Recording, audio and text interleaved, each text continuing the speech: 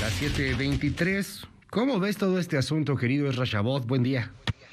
Hola Luis, buenos días al auditorio. Pues sí, esta es una combinación muy clara de lo que implica un proyecto de país en donde hay que recordar que no se trata solamente de las ocurrencias del presidente de la República o de alguien que pues desde la propia Secretaría de Comunicaciones tenía un determinado negocio o proyecto.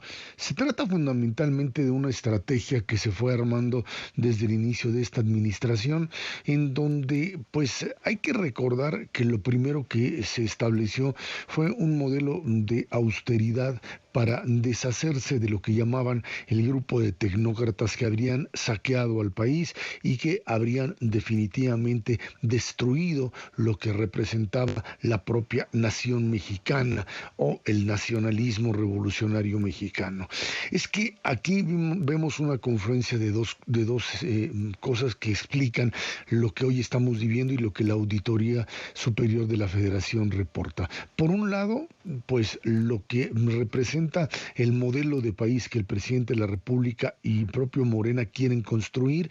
Por otro lado, el hecho de que las voces contrarias, opuestas, aquellas que incluso dentro de la administración originalmente se oponían a este tipo de planteamientos, han sido hechas afuera. La austeridad produjo que los que eran los funcionarios, llamémosle tecnócratas, aquellos que tenían un determinado nivel de conocimiento, o aquellos otros que pues también con conocimiento o con la mínima capacidad de resistencia para decirle al presidente no, se fueron, como el caso de Carlos Ursúa y otros más.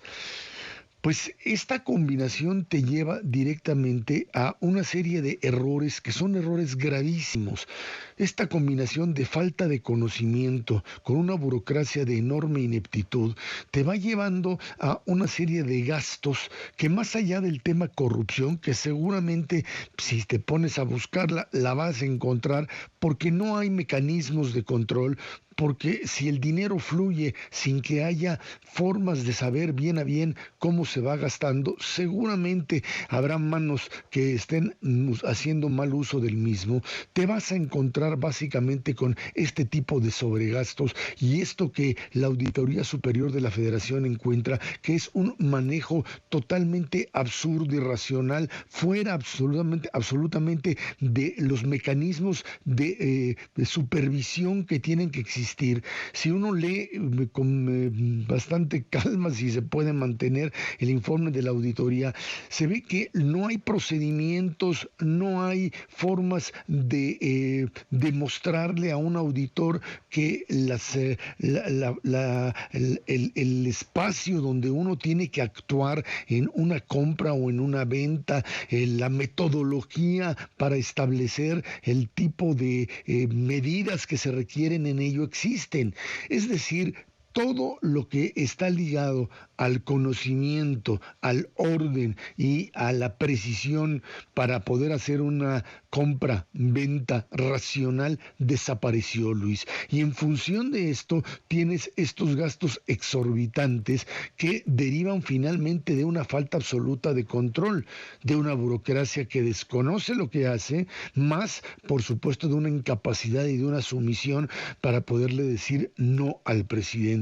Y creo que esto es lo que finalmente, Luis, nos lleva a este tipo de situaciones en donde pues probablemente haya también el mismo tipo de respuesta, la respuesta que diga que el propio auditor pues está haciendo malas cuentas o que se trata de una forma de interpretar los datos que no debe ser así manejada, pero lo cierto es que esto es lo que ha dañado, estos son los graves errores que han dañado enormemente al propio proceso burocrático administrativo en el país. Burócratas despedidos que tenían capacidad, que tenían conocimiento y finalmente una concentración del poder en el presidente en donde no hay nadie, ningún secretario que le pueda decir que no. Los que le decían que no ya se fueron, unos porque pues no podían con ello, otros porque se pelearon, lo que tú quieras, pero finalmente estamos ante una situación en donde al no existir ningún contrapeso, el tema de los errores, de los excesos, de los abusos se muestra, y estamos hablando, Luis, de 2019. Esta cuenta es de 2019, cuando todavía existían algunos de estos contrapesos que yo te menciono, muchos de los cuales hoy ya no existen como tal, Luis. Todavía no sabemos porque no ha reaccionado el presidente López Obrador en los próximos minutos después del informe de los lunes de las gasolinas y los avances de las obras, etcétera. Yo creo que va a decir algo, ya esperemos, ¿no? Vamos a ver qué pasa. Pero se antoja predecible el asunto de un ataque a la Auditoría Superior de la Federación, como han atacado al INAI, como han atacado al INE, como han atacado a muchos órganos autónomos. ¿Tú qué ves, Esra? ¿Ves? ¿Crees que lo ataquen? ¿Crees que la quieren desaparecer ahora o algo por el estilo? Seguramente habrá alguna descalificación o por lo menos una interpretación que diga que esos no son los números adecuados. Es por eso que en estas condiciones el tipo de resistencia de organismos autónomos se vuelve fundamental, porque es pues prácticamente tu última línea, la última línea de la resistencia en contra de la transparencia en el ejercicio del gasto y en la toma de decisiones, Luis, que es finalmente ahí en donde tienen que aterrizar las cosas, porque una es que el presidente ordene y otra cosa es que las cosas se cumplan. Una, porque a veces lo que ordena el presidente pues no tiene forma de que pueda realizarse, pero no hay quien se atreva a decirle que no.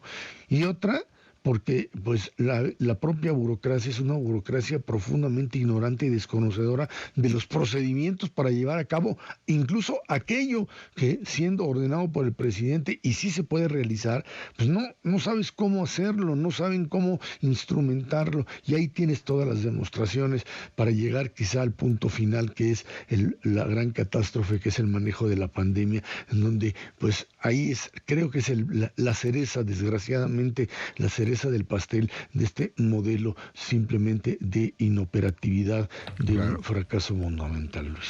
Gracias, ese es Rashabot. Te mando un gran abrazo. Buenos días, hasta luego. Siga a Rashabot en @Rashabot.